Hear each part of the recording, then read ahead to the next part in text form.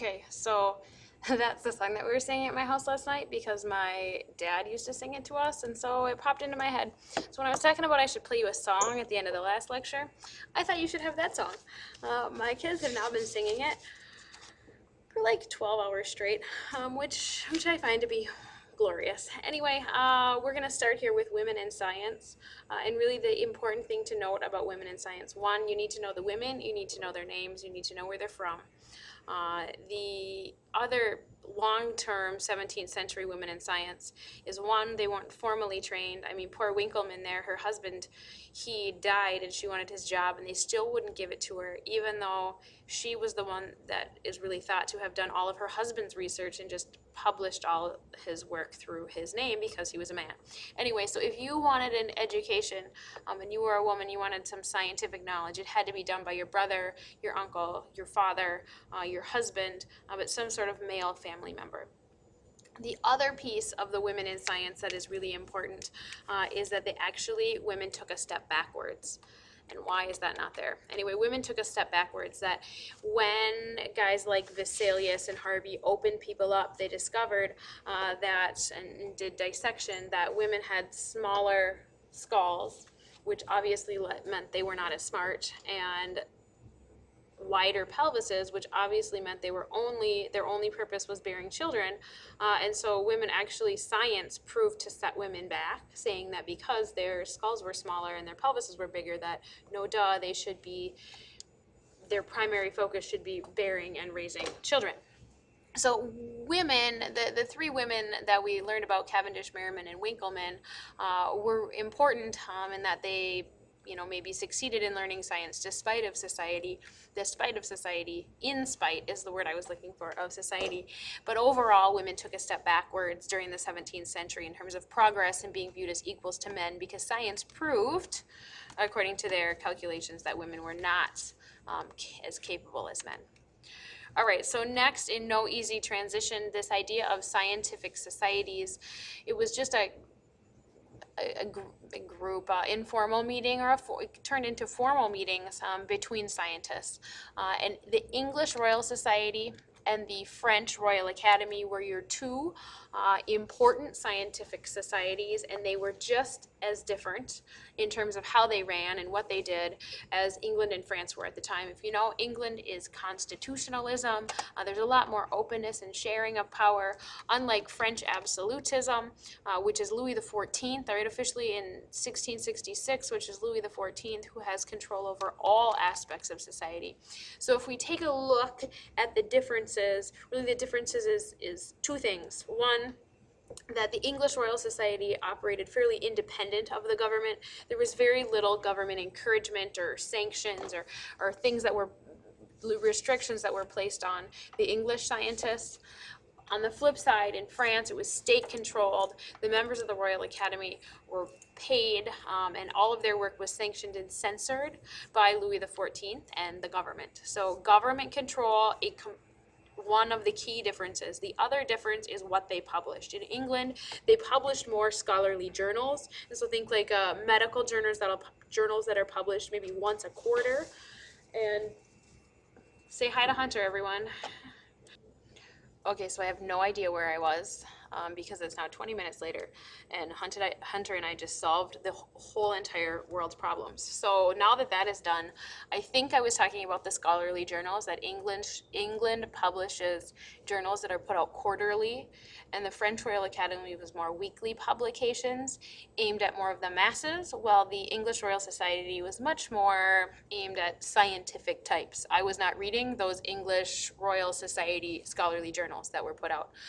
Both of them, though, in terms of similarities, both of them emphasize the practical benefits of science in their publication and cooperation, and the need for the public to weigh in and to help support science and scientists.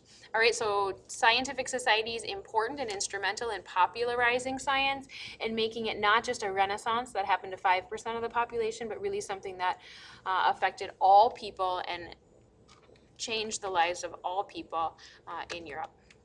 All right, so, okay, I guess you get the pictures first. I guess that's all you get is the pictures. Well, I must have something that's hidden on there. This is just a debacle today. Anyway, it's fine. So we'll go with advances in medicine. So if you think of medicine like you think of astronomy, you've got Galen, or however you say his name. He's the ancient guy. So he's like of medicine, the Aristotle of astronomy. Okay, so Galen had 3 main ideas, and I need to find actually his 3 ideas. Why are they not here? Here they are. We're going to go here. All right, here are his 3 ideas. His 3 ideas were that there are 2 blood systems. So as opposed to one system, like we have today, like they've always had, but that we know about today, arteries and veins pump the same blood. He believed there were 2 separate systems. The red in the arteries did muscle activity, and the veins governed digestive activity. Second thing was that all of your great blood vessels originate in the liver. Nice. Evidently they hadn't opened anyone up, or it was the work of the devil when they found that they came out of the heart, not the liver, or maybe they didn't know what the liver was. I don't really know. But the last thing, then the third thing, is an imbalance of 4 humors cause disease. And the 4 humors are blood, yellow bile, black bile, and phlegm. And the way that they used to diagnose disease was the color of your urine. So it was some sort of imbalance of the humors. Galen, he based his ideas on the dissection of animals, not human dissection, which obviously led to some of his inaccuracies. So there's these 3 main ideas. So what you have to do is learn the 3 main ideas that Galen has, and then each of the science guys refutes one of the ideas. So Paracelsus refutes the ideas of the 4 humors. He said that, and he's really recognized for the diagnosis and treatment of disease, even though he's a little bit messed up. He said that it's toxins that cause disease. It's not an imbalance of the humors.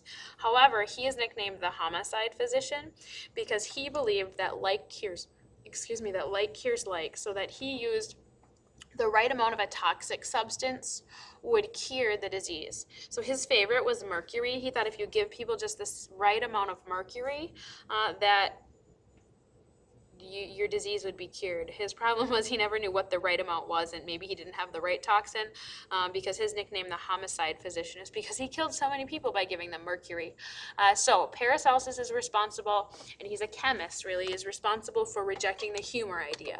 Then you go to Vesalius, and Vesalius, these pictures here are him dissecting people. He was a lecturer, so he'd stand in his classroom, and he'd dissect people on the table, very, very hands-on during his lecture, so we won't do that in here. But on the fabric of the human body was his work, published in 1543, same year that Copernicus published his heliocentric ideas. But Vesalius, he refuted the idea that the blood vessels originated in the liver. So his idea was that all the great blood vessels originated in the heart. However, he still believed that there were 2 separate systems. All right, so Paracelsus is the humor idea, rejects the humor idea. Vesalius, the vessels originating in the liver, says they originate in the heart. And then Harvey is your last guy, and he was the guy that finally said that the blood makes one complete circuit, that it's one system, the arteries and veins, it's the same blood. So his book was published in 1628 on the motion of heart and blood, which refutes Galen's last idea, inaccurate idea of 2 separate systems. Harvey says that there is one complete system. All right, so the legacy of science, the consequences of the scientific revolution. I think I have to go back for that. Don't get dizzy. There it is. The scientific revolution popularized a learning in science, and it says learning is now cool and science was now cool. The social group of scientists emerged, much like the artists emerged in the Renaissance as kind of a higher standard, a higher social class. Scientists did that here, and that's what the scientific revolution did for guys like Newton and Descartes. The later guys especially. The scientific method was such an important consequence, long-lasting consequence, that it's not logic anymore, or that it sounds good. You have to prove it. Generally with math or experimentation, there has to be some proving for people to believe the idea. And the last positive would be that popularization of science. Guys like Newton, Galileo were instrumental, but other guys like Fontenelle. Fontenelle published this book that was a love story. It was about a guy who took his girlfriend out on a date, and they sat under the stars, and he explained the world and the solar system to her. So Fontenelle was important in popularizing science too, which is why the scientific revolution will affect the masses, not just the top 5%.